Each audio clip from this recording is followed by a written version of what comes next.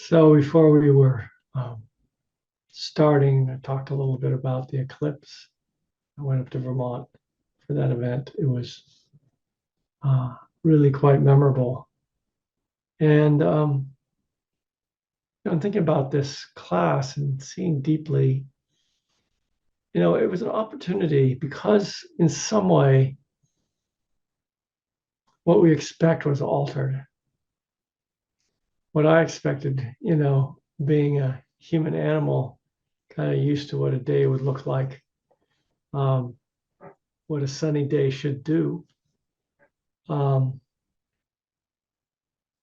all the senses were open to the changes that were happening in the light, in the sound of the critters, the way the birds would respond, the way the air would feel as it got colder, as the light of the sun got paler, and the quality of the light, and so forth. It was all, a remarkable experience precisely because it was so.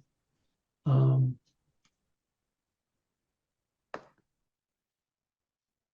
so unexpected, we're so unaccustomed to it.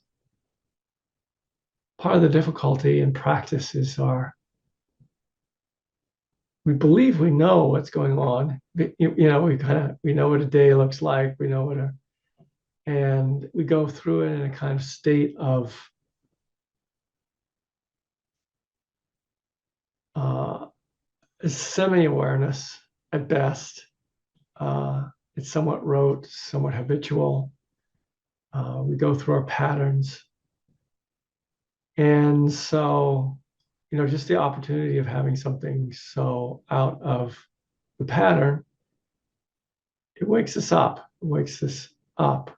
It takes a little more of an intention to wake up in the midst of like the pattern, in the midst of what seems more ordinary.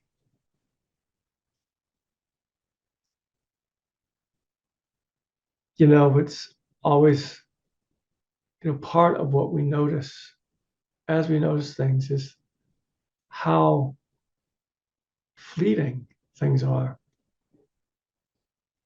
And I think that's true. The more deeply we practice, the more we see how experience is momentary. So we can feel that in the body. We can feel, just in terms of sensation, how things are starting up and ending in the body moment to moment. How the intention doesn't really just stay in one spot, moves around, even if you're following the breath, even if you're putting it on supposedly one thing. And of course, the breath isn't one thing, it's multiple things. It's very complex if we're actually paying attention, if we're actually going moment to moment. And so in the extraordinary experience of the eclipse, you're not actually doing a certain kind of meditation in that quality of awareness that naturally comes when you're showing up to really experience this. And that's really the quality of mind which we are finding and applying in our practice. I sometimes say, I used to say, I haven't said this for a long time when I guide the meditation, is to be with the breath as if these were your last few breaths. Give them the quality of attention you would give to them if you didn't know how much longer you're going to be breathing. You can imagine what that would be like. If the hour of your death were approaching and you were aware of the breath in that way, you probably wouldn't take it for granted. So that's a very kind of intimate and precise sort of noticing that we can do.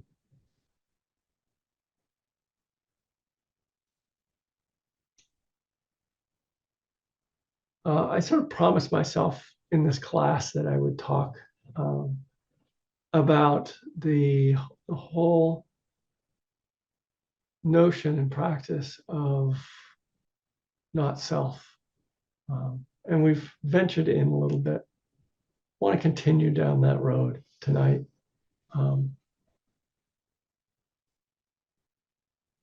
And I'd like to do it, in a way that's very practical.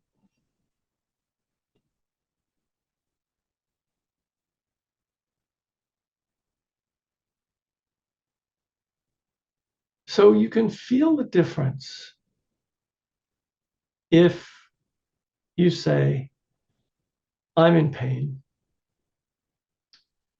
versus this is pain.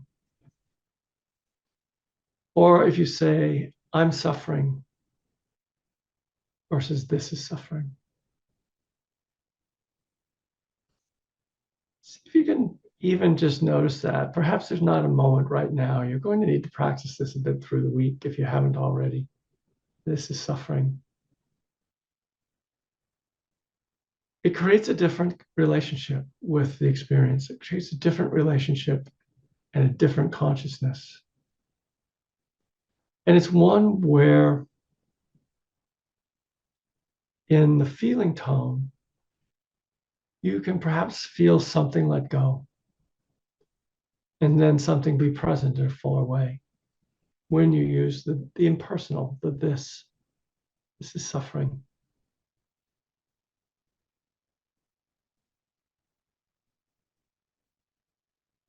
I had an experience this weekend. We were with a bunch of people, mostly friends, some people I didn't know. And there was a moment, interaction between myself and my wife where I got irritated.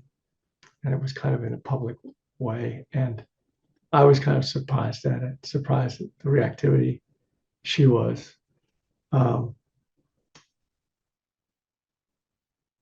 And there was all sorts of opportunity to cascade from that, I think. But there's also the possibility of, oh, this is suffering, this moment of reactivity, suffering in me, suffering in her. To just see it. This is a human moment. This is what can happen. And then to notice in my own mind, kind of the tendency to make an identity out of it, both exteriorly, oh, what are people going to think about me, think about us, that we had this little brief kind of spark. But also I felt like it had caused some pain in my wife. And so it's like a moment, like how to hold that without having it spin into something not very helpful, not very skillful. Of course, there's a part of the mind that wants to make it her fault. I was reacting to something she did, and so there's that coming up. There's the make it her fault kind of strategy.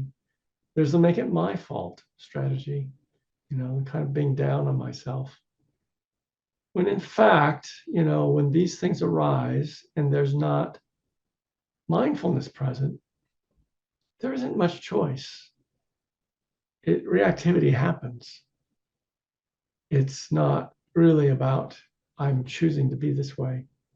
There are a few moments woven in there of choosing to be this way, especially around continuing it, But that freedom to kind of stop it, to pause, to not continue it, again, is kind of woven into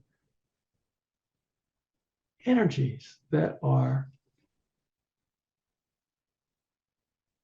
coming up of their own and sort of almost having their own mind to continue this sort of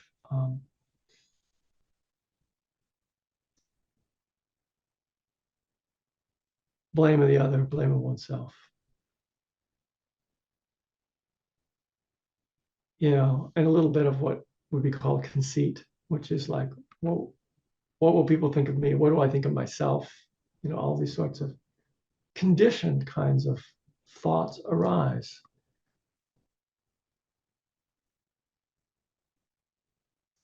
And there could be presence there. There was some presence there. And I really encourage you to practice in these moments where the mind feels kind of unstable. And there's something going on that makes it feel difficult. There's suffering. There's suffering. Something about the phrase "this is suffering." It makes it something universal. It makes it a point of connectedness rather than a point of separation. When it's all about I got reactive, I'm suffering, it seems to be very sticky and weighty.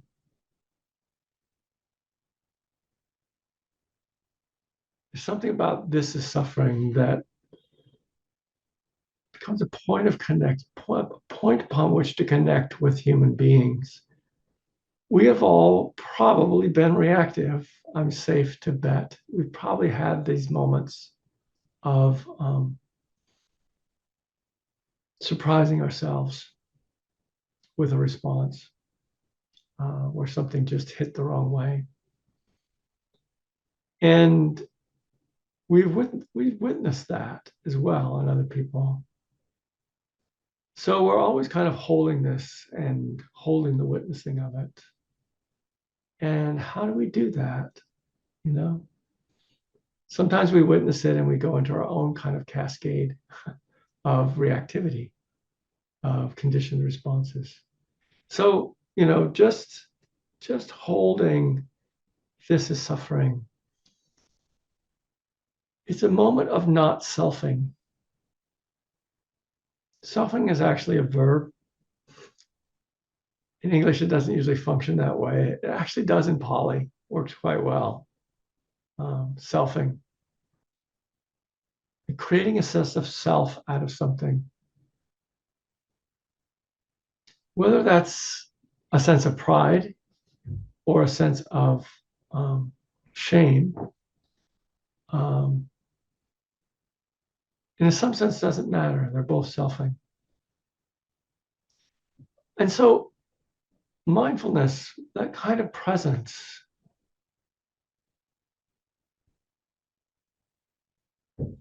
it has this openness to the universal to it, of knowing human life through this concrete experience of being embodied in this world, in this life, in relationship with other people. We know what it is to be human. We know the difficulty of it. We know the joys of it. That's really what we're here for in some sense, is to show up in this experience and know it. And yet, there's this powerful force in the mind that is worried what it all means about me, really. What does this all mean about me? Am I okay? Am I good? Am I bad? Am I acceptable? Am I lovable? Are you lovable? Are you okay? Are you bad? There's a tremendous lot of this going on.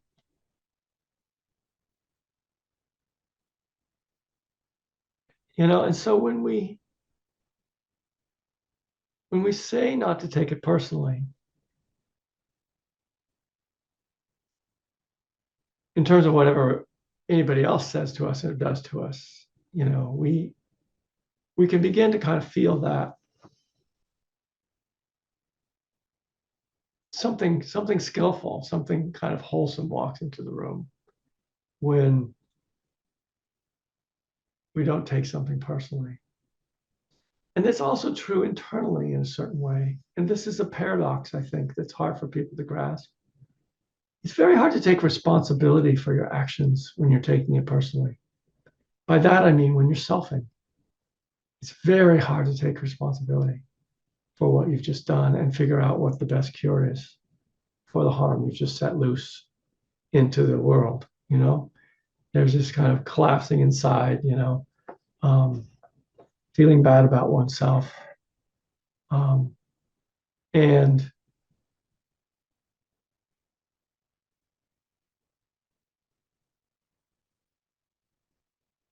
so I mention it because I think it's easy not to notice it unless someone points it out.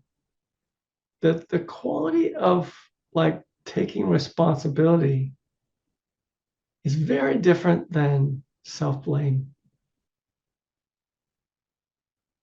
There's something self-absorbed in self-blame. There's something kind that makes one um, unable to actually take in the other, unable to take in the situation.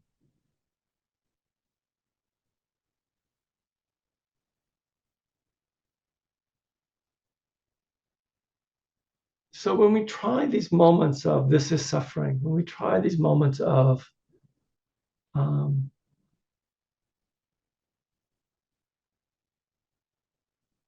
stepping back, really,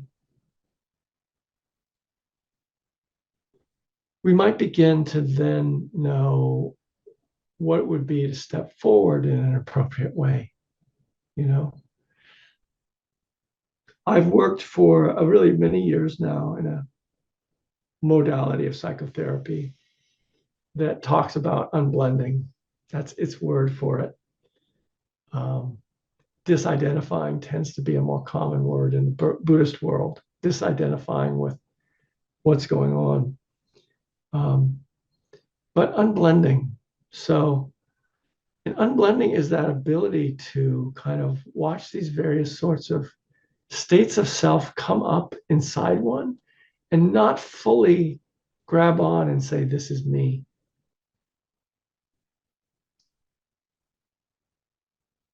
So to give you an example, if you're having an angry moment and you're believing the thoughts, you're fully blended, you're fully identified. As you begin to like actually notice the mind, notice the thoughts that are being generated, you may have a moment then of seeing just angry thoughts arise. And they don't have to be owned by anyone. They don't have to be believed or disbelieved necessarily. It's not about disbelieving them either. It's about actually seeing this quality of relationship to the moment come up, which we call anger, to see its defensiveness. I mean, how often in this life have I said something in anger, and then when the energy dies down, I realize, oh, I didn't have to defend myself. There was no point in getting defensive. But in the moment, this defensive state of mind comes up. There's something to be protected. There's something to be defended. You're totally in the trance of it. And then when a little time passes and like the energy settles, you see clearly, oh, I was being defensive. I don't actually have to be defensive. Oh, and I can own that. I can actually take responsibility. I did that. That was unskillful. It's very hard in the moment to do that because the state itself kind of blinds us. The state itself, we're looking through that lens when we're blended with something. And so the practice of mindfulness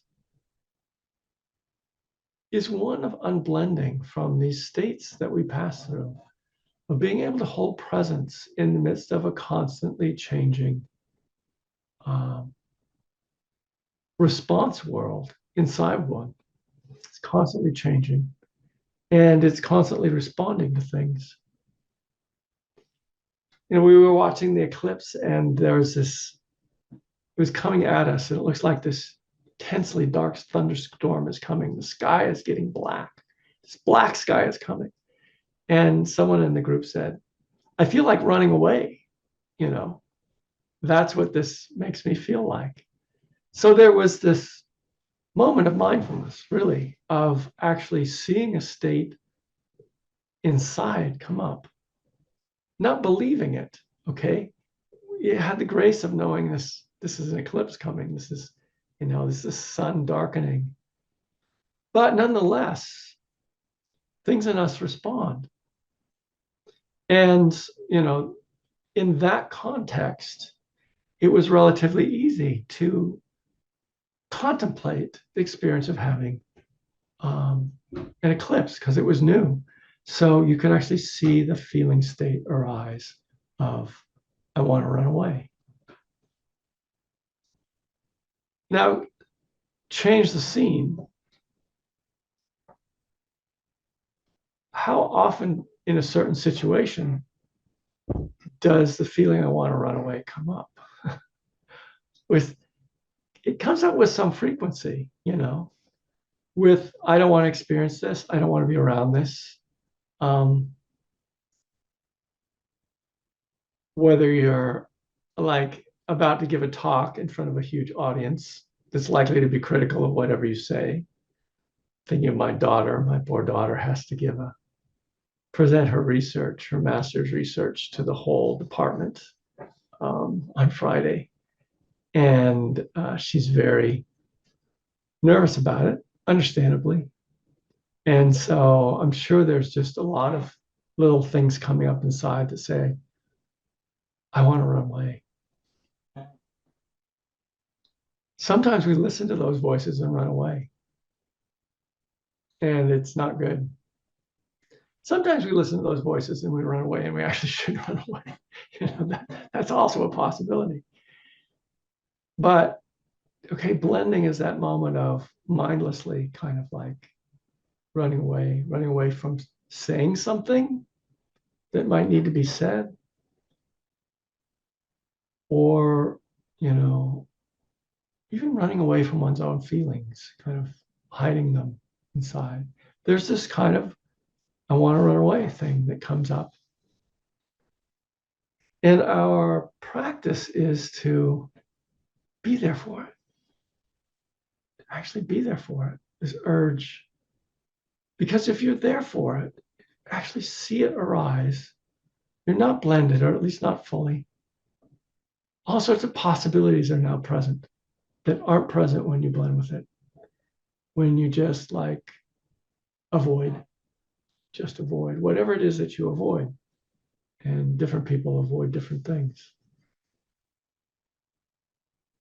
If you avoid conflict, you're often not saying something, not showing up in a certain way. If you're easy with conflict, you might not be noticing what shows up in your mind either, but in a kind of a different direction. So,